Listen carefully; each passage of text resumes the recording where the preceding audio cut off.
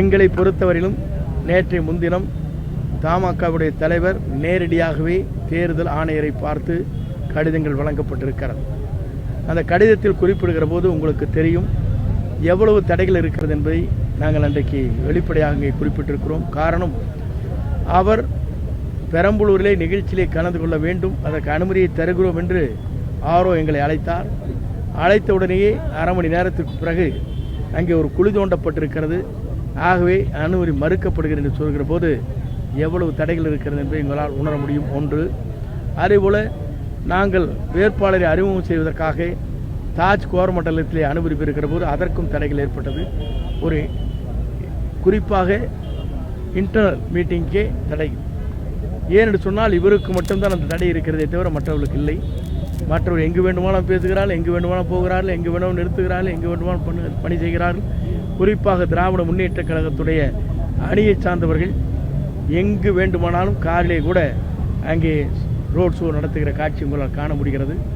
எங்களுக்கு பல்வேறு தடைகளை வைத்து 51 விதிகள் இருக்கிறது என்று குறிப்பிட்டு எங்களை பணியாற்றக்கூடாது, வெளியே மக்களை சந்திக்கக்கூடாது என்ற தடைகள் இருக்கிறது. அந்த தடைகளை உடைத்தெறிந்துவிட்டு மக்களை சந்திப்பார். சந்திப்பது மட்டுமல்ல, நாளை தமிழகத்தை ஆளப் போகிறார் என்ப வரலாறு படைக்கப் போகிறார். அவருடைய சுற்றுப்பயணத்தை பொறுத்தவரையில் இன்றைக்கே ஆரம்பித்து விட்டார். உங்களுக்கு தெரியும், தொடர்ந்து சுற்றுப்பயணம் தொடர்ந்து நடைபெறும். நீங்கள் கவலைப்பட தேவையில்லை. அவருடைய சுற்றுப்பயணத்திற்கு பிறகு மக்களுடைய எழுச்சியை பார்த்ததற்கு பிறகு மற்றவர்கள் வியந்து போகின்ற அளவுக்கு தான் மாற்றார் வியக்கின்ற அளவிற்கு அது உருவாகும் என்பதை நான் மகிழ்ச்சியோடு.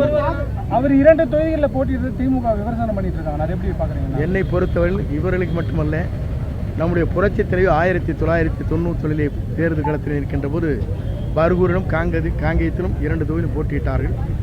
ஆகவே புதிய களத்தை காணுகிற போது எல்லோருக்கும் ஏதாவது குறைபாடுகள் இந்த இயக்க ஆட்சியால் ஏற்பட்டுவிடக்கூடாது என்கின்ற நோக்கத்தோடு தான் 2 இடங்களிலே போட்டியிடுவது வழக்கம்.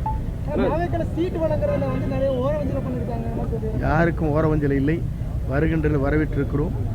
இந்த கழகத்தை பொறுத்தவரையிலும் இன்றைக்கு உங்களுக்கு தெரியாத ஒன்றில் தமாகவிலே இருக்கின்றவர்களே அனைவருக்கும் வாக்கு அங்கே உண்மையிலேயே அங்கே வேட்புமனுவை பரிசீலித்து வாய்ப்புகள் வழங்கப்பட்டிருக்கிறது.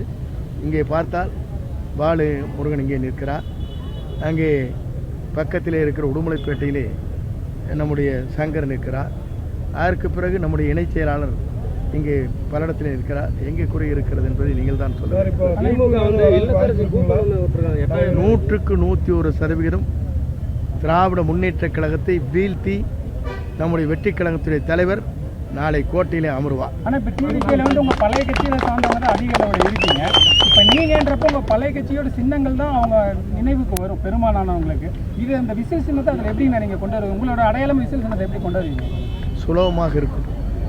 ஏனென்று சொன்னால் குழந்தைகளுக்கு திருவிழாவுக்கு செல்கிற போதே குழந்தைகள் கையிலே விசிலைத்தான் தருவார்கள். அது ஊதிட்டே வந்துட்டு இருக்கு.